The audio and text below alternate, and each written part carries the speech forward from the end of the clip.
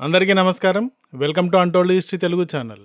Iran supreme leader Ayatollah ఖమేనీని Israel లేపేసింది. ప్రపంచవ్యాప్తంగా అతని అభిమాన ఇస్లామిస్టులు దుఃఖిస్తున్నారు. మరి ఎవరికి సంబంధించిన వాడు పోతే వారికి దుఃఖం కలుగుతుంది. అందులో తప్పేముంది? తప్పేం లేదు. కానీ పాకిస్తాన్లోని ఇస్లామిస్టులకైతే ఈ దుఃఖం పెను ఉప్పెనై ఢీ కొట్టినట్టుంది. వారు తట్టుకోలేక యుఎస్ ఎంబసీ పైకి దూకారు. ఏకంగా నిప్పే పెట్టారు. దీంతో పోలీసులు అలర్ట్ అయి కాల్పులు జరిపారు. ఆ కాల్పుల్లో పిట్టల్లా 10 మంది చచ్చారు. ఖమేనీని తలుచుకుంటూ అలా చచ్చారు. ఇది కూడా బాగానే ఉందనుకోండి. ప్రతి చిన్న విషయానికి కాల్చుకుని చావడం పాకిస్తాన్లో ఫ్యాషన్. అక్కడ కాల్పులు జరగని రోజెక్కడుంటుందండి. కానీ మన దేశంలోని విపక్షాలు కూడా బావురుమంటూ శోకంతో కుములుతున్నారు. మరి విచిత్రం ఏమిటి అంటే ఆయతుల్లా అలీ ఖమేనీ చనిపోతే మన ప్రధాని కండోలెన్స్ చెప్పలేదట. అందుకని దుఃఖిస్తున్నారు. అలా ఎలా చెప్పకుండా ఉంటారు చెప్పండి?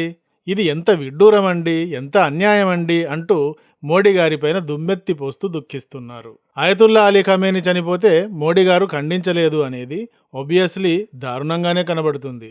ఎందుకంటే ఆయతుల్లా ఖమేనీ మోస్ట్ పాపులర్ ఫిగర్. ప్రపంచవ్యాప్తంగా 260 మిలియన్ల షియా పాపులేషన్ ఉంటుంది. వీరంతా ఆయనను దేవుడిలాగా భావిస్తారు. నాట్ ఓన్లీ షియా, సున్నీలు కూడా 1-2% అభిమానిస్తారు. మోస్ట్లీ సున్నీలైతే షియాలని అసలు మీరు నిజమైన ముస్లింలే కాదు అంటారనుకోండి. కానీ ఇతర మతాలతో విభేదాలు ఏర్పడినప్పుడు మాత్రం వారిలో వారికి సపోర్ట్ ఇచ్చుకుంటారు, మద్దతిచ్చి మాట్లాడుకుంటారు. ఏదేమైనా ఆయతుల్లా అలీ ఖమేనీ మీకు నాకు కూడా తెలిసిన ఒక పాపులర్ ఫిగర్. అలాంటి పాపులర్ ఫిగర్ ఒక సార్వభౌమ దేశానికి సుప్రీం లీడర్, అతడిని లేపేశారు. ఈ లేపేయడం కంటే పెద్ద విషయం ఇప్పుడు భారత్లో ఏంటి అంటే అతడిని లేపేసిన మోడీ గారు ఖండించలేదు అనేది. ఇందులో మరింత చోద్యం ఉంది. ఏమిటి అంటే ఖమేనీ చనిపోయిన తర్వాత ఇరాన్ క్రషింగ్ రిటాలియేషన్ అంటూ గల్ఫ్లోని 27 దేశాలపైన అటాక్స్ చేసింది. ఇంకా కంటిన్యూ చేస్తోంది. దుబాయ్ పైన కాస్త భారీగా దాడులు చేసింది. ఎందుకు అంటే దుబాయ్కి ఇరాన్కి గతంలో చాలా డిస్ప్యూట్స్ ఉన్నాయి. పైగా దుబాయ్లో బుర్జ్ ఖలీఫా లాంటి ప్రతిష్టాకరమైన నిర్మాణం ఉంది. ప్రపంచం నలుమూలల నుండి సెలబ్రిటీలు అంతా సరదాగా దుబాయ్కి వెళ్తారు, అక్కడ స్టే చేస్తారు. ఇవన్నింటినీ చూస్తే కళ్ళు మండి ఓర్వలేనంత గొప్పగా దుబాయ్ కనబడుతుంటుంది. కాబట్టి ఇరాన్ దుబాయ్ని గట్టిగా కొట్టింది. మరి మన మోడీ గారు అలీ ఖమేనీ మరణం గురించి ఖండించలేదు గాని దుబాయ్ పైన ఇరాన్ జరిపిన దాడులను మాత్రం వెంటనే ఖండించారు. ఇది ఆసక్తికరంగా లేదా?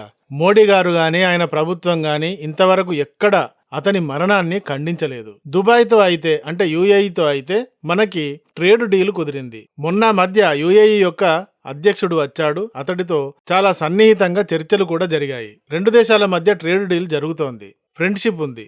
అందుకని ఇరాన్ దుబాయ్ పైన జరిపిన దాడులను గురించి మాత్రం మోడీ గారు వెంటనే ఖండించారు. అఫ్కోర్స్ వార్ ఎస్కలేషన్ కావద్దు అంటూ కూడా చెప్పారనుకోండి.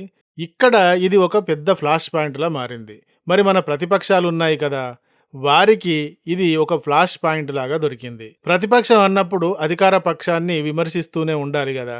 ఎక్కడ ఏ లీక్ పాయింట్ దొరుకుతుందా అని వెయిటింగ్లో ఉంటారు. సో మన రాహుల్ గాంధీ గారికి, సోనియమ్మ గారికి, ప్రియాంక గాంధీ గారికి ఈ పాయింట్ చక్కగా దొరికేసింది. ఇలా ఖండించకుండా సైలెన్స్గా ఉండటం తటస్థత కాదు, ఇది తన బాధ్యత నుండి వెనక్కి తప్పుకోవడం అంటూ సోనియా గాంధీ గారు.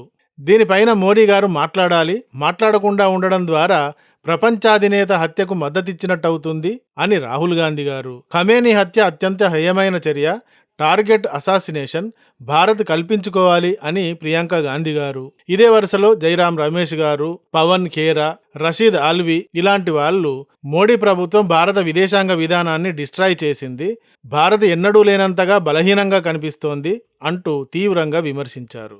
మోడీ గారి హయాంలో భారత్ బలహీనంగా మారింది అని 10 సార్లు చెప్తే 10 ఓట్లైనా రాలుతాయి కదా అని వీరు ఈ విధంగా ప్రయత్నిస్తూ ఉంటారు అనుకోండి. Social democratic party of India Modi మౌనం గ్రేట్ మిస్టేక్ అని, లెఫ్ట్ పార్టీలు కూడా ఇదే విధంగా, ఏఐఎంఐఎం పార్టీ అసదుద్దీన్ అంతా కూడా ఈ విషయంగా మోడీ మౌనాన్ని తీవ్రంగా విమర్శించారు తమకు తోచిన విధంగా. ఇంతమంది ఇన్ని పార్టీలు ఈ విషయంగా విమర్శిస్తారని మోడీ గారికి తెలియదంటారా? అయ్యో, దేశం కోసం నిరంతరం దుఃఖించే వీరు అంతా నన్ను విమర్శిస్తారు కదా అని తెలియదా? మనకే ఇలాంటివి అర్థమవుతూ ఉంటాయి, మరి ఆ స్థాయి వారికి ఎందుకు అర్థం కావు? ఇలాంటివి లక్షలు చూసి ఉంటారు. మరెందుకు మోడీ గారు ఖమేనీ మరణాన్ని ఖండించలేదు అంటే చనిపోయిన ఆయతుల్లా ఖమేనీ ఏ రోజైనా భారత్కి మద్దతు ఇచ్చాడా? పాకిస్తాన్కి మనకు 1,00,000 సార్లు కాంట్రవర్సీస్ జరిగాయి. మరి ఈ చచ్చిన వ్యక్తి ఆ సందర్భంగా ఎవరికి మద్దతిచ్చాడో తెలుసా? పాకిస్తాన్కి మద్దతిచ్చాడు. పాకిస్తాన్ సున్నీ ఇస్లాం, ఇరాన్ షియా ముస్లిం. ఈ రెండు దేశాల సరిహద్దుల్లో నువ్వు షియా అంటే నువ్వు ముస్లిం అంటే అని నిరంతరం కోసుకు చస్తూ ఉంటారు కూడా. ఇలా పాకిస్తాన్ వీధుల్లో అయితే ఎన్నోసార్లు షియా సున్నీల పేరుతో రక్తం ప్రవహించింది. కానీ ఈ చచ్చిన ఖమేనీ ఏం చేసేవాడు అంటే, పాకిస్తాన్ సున్నీ కాబట్టి తనకు పడకపోయినా వారు ఇస్లామిక్ జాతికి చెందినవారు కాబట్టి భారత్కి కాకుండా పాకిస్తాన్కి సపోర్ట్ ఇచ్చేవాడు. కాశ్మీర్ విషయంగా ఆర్టికల్ 370 రద్దు, సిఏఏ ఇంప్లిమెంటు, ఢిల్లీ రియోట్స్ వీటికి సంబంధించిన ఇష్యూల సమయంలో భారత్ని ఇస్లామోఫోబియా అంటూ విమర్శిస్తూ పాకిస్తాన్కి సపోర్ట్ ఇచ్చాడు. ఓఐసీలో పాకిస్తాన్కి మద్దతు ఇచ్చి భారత్ను గురించి ఇస్లామిక్ రెసిస్టెన్స్ కంట్రీ అని విమర్శించేవాడు. ఇతడు విమర్శిస్తున్న కాలంలో భారత్ ఇరాన్ నుండి భారీగా ఇంధనం దిగుమతి చేసుకునేది. తన మొత్తం ఆయిల్ దిగుమతిలో 10 నుండి 14% ఇరాన్ నుండే దిగుమతి చేసుకునేది. ఇంత పెద్ద ట్రేడ్ చేసే కస్టమర్ అయినప్పటికీ అతడు తన శత్రువు పాకిస్తాన్కి సపోర్టు చేసేవాడు గాని, సున్నీ అయినా తన శత్రువు అయినా సపోర్టు చేసేవాడు గాని, వారు ముస్లిం కాబట్టి సపోర్టు చేశాడు గాని, భారత్ హిందూ దేశం కాబట్టి అతడు భారత్ని మాత్రమే విమర్శించేవాడు. తర్వాత భారత్ ప్రస్తుతం అన్ని రంగాలలో దూసుకు వెళుతోంది. కానీ భారత్కి ఉన్న ఒకే ఒక్క తలనొప్పి ఏమిటి? Islamic terrorism. భారత్ పదే పదే చెబుతూ వస్తోంది, టెర్రరిజం ఏ రూపంలో ఉన్నా మేం దానితో పోరాడుతామని. పాకిస్తాన్, బంగ్లాదేశ్లలో అండ్ మన దేశం లోపల ఉన్న వారితో పోరాడుతోంది కూడా. ఇక ఇస్లామిక్ టెర్రరిజం వల్ల తన ఉనికే ప్రమాదంలో పడుతుందని పోరాడే దేశం ప్రపంచంలో ఏదైనా ఉంది అంటే అది ఇజ్రాయిలే కదా. Israel, Hezbollah, Hamas, Palestine Islamic Jihad, Houthis, Iraqi Shia militants, Harakat al Nujaba, Asaib Ahl al Haq, Islamic resistant in Iraq, Badr organisation, Kataib Sayyid al Shuhada, Liwa Fatemiyoun, popular front of the liberation of Palestine, Assad regime. ఈ గల్ఫ్లో ఇంకా చాలా చిన్న చితక terrorist గ్రూపులు ఉన్నాయనుకోండి. వీరందరికీ కూడా ఫండింగ్ ఇస్తూ, ట్రైనింగ్ ఇస్తూ, ప్లానింగ్ ఇస్తూ ఉంటుంది ఇరాన్. ఈ గ్రూపులు ఏం చేస్తున్నాయి? అమాయకులను ఎలా పొట్టన పెట్టుకుంటున్నాయి?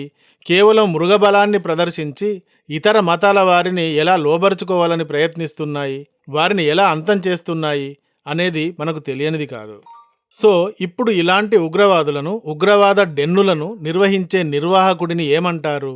ఇరాన్కి అతను సుప్రీం లీడరే అయినప్పటికీ అతడు ఈ విధంగా టెర్రరిస్టు డెన్నులను నిర్వహిస్తున్నాడు కాబట్టి ఉగ్రవాద డెన్నులకు బాస్ అనే అనుకోవాలి కదా. మరి అతని చావుకు మోడీ గారు ఖండించడం ఏమిటి? ఖండిస్తే ఒక ఉగ్రవాద ముఠాల బాసును గురించి ఖండిస్తే ఉగ్రవాదానికి మద్దతు ఇచ్చినట్టు కాదా? మరొక ఆస్పెక్ట్ ఏమిటి అంటే, ఇజ్రాయెల్తో అండ్ యుఎస్తో భారత్కి ఉన్న సంబంధాలు. ఈ సంబంధాలు చాలా కీలకం. ఇజ్రాయెల్తో 16 కొత్త ఒప్పందాలు రీసెంట్గానే జరిగాయి. 11 జాయింట్ ఇనిషియేటివ్ సంతకాలు జరిగాయి. అప్డేటెడ్ టెక్నాలజీతో డ్రోన్స్, మిసైల్స్ లాంటివి జాయింట్గా నిర్మించే ఒప్పందాలున్నాయి. యుఎస్తో అయితే trade deal, 500 billion trade deal కోసం కసరత్తులు జరుగుతున్నాయి. ఇక ఇజ్రాయెల్తో గత చరిత్రలో చాలా మంచి సంబంధం ఉంది. 1971లో ఇండో-పాక్ యుద్ధం సమయంలో భారత్కు రహస్యంగా 105mm మోటార్లు, అమ్యునిషన్ అండ్ ట్రైనింగ్ ఇచ్చింది ఇజ్రాయెల్. యుఎస్ని ఎదిరించి మరీ సహాయం చేసింది అప్పుడు. అలాగే 1999లో కూడా కార్గిల్ యుద్ధ సమయంలో ఇదే విధంగా ఆయుధాలను, ఇంటెలిజెన్స్ షేరింగ్ని ఇచ్చింది. ఇంకా ఇతరత్ర సహాయాన్ని కూడా ఇచ్చింది. 1965లో కూడా ఇదే విధంగా ఇచ్చింది. ఈ యుద్ధ సమయాల్లోనే కాక గుజరాత్ భూకంపం లాంటి ప్రకృతి విపత్తుల సమయంలో కూడా ఇజ్రాయెల్ సహకరించింది. ఈ విధంగానే భారత్ కూడా ఇజ్రాయెల్కి సహాయం చేసింది. అక్టోబర్ 7, 2023లో హమాస్ దాడి తర్వాత ఇజ్రాయెల్కు భారత్ ఆయుధాలు అందించింది. ఇలా చాలా సందర్భాల్లో ఒకరికి ఒకరు సహాయాన్ని అందించుకున్న సందర్భాలున్నాయి. మరి అందుకే మొన్న మోడీ గారు, నెతన్యాహు అంత ఎమోషనల్గా ఫీల్ అయినట్టుగా కనబడ్డారు. అది ఊరికే కాదు, 2 దేశాల టెర్రరిస్టుల వల్ల బాధ, 2 దేశాల సంబంధాల కారణంగా ఫీల్ అయ్యారు. ఇప్పుడు ఇజ్రాయిల్ టెర్రరిస్టుల బాస్ను చంపింది. దీనికి మోడీ గారు ఎలా ఖండిస్తారు? ఖండిస్తే ఉగ్రవాదానికి మద్దతు ఇచ్చినట్టు అవదా? ఉగ్రవాదంతో పోరాడుతున్న ఇజ్రాయెల్కి వ్యతిరేకత తెలిపినట్టు కాదా? ముస్లిం ఓట్ల కోసం ప్రతిపక్షాలు చేసే మరొక ప్రయత్నం తప్ప ఈ విమర్శ అర్థం లేనిది. భారత్ టెర్రరిజంతో పోరాడుతోంది. తనలాగే పోరాడే ఇజ్రాయెల్కి ఇలా సైలెన్స్గా మద్దతు ఇచ్చింది అని అనుకోవచ్చు. టెర్రరిజం, హింస ఎక్కడా ఉండకూడదు, ఏ రూపంలో కూడా ఉండకూడదు. అందుకే మోడీ గారు ఉగ్రవాద బాస్ మరణానికి ఖండించలేదు. ఎవరు విమర్శించినా మీ విమర్శలు నాకు కొత్త అంటూ సైలెన్స్గా ఉన్నారు. ఈ టాపిక్ని గురించి మీ అభిప్రాయం ఏమిటో కామెంట్ రూపంగా తెలియజేయండి. ఈ వీడియో కానీ నచ్చితే ఒక లైక్ ఇవ్వండి. అలాగే ఇంతవరకు మా ఛానల్కి సబ్స్క్రైబ్ చేసుకున్నట్టయితే వెంటనే సబ్స్క్రైబ్ చేసుకోండి. ఇలాంటి వీడియోల నోటిఫికేషన్స్ కొరకు బెల్ ఐకాన్ని కూడా క్లిక్ చేయండి. Thank you for watching. జై హింద్, జై భారత్.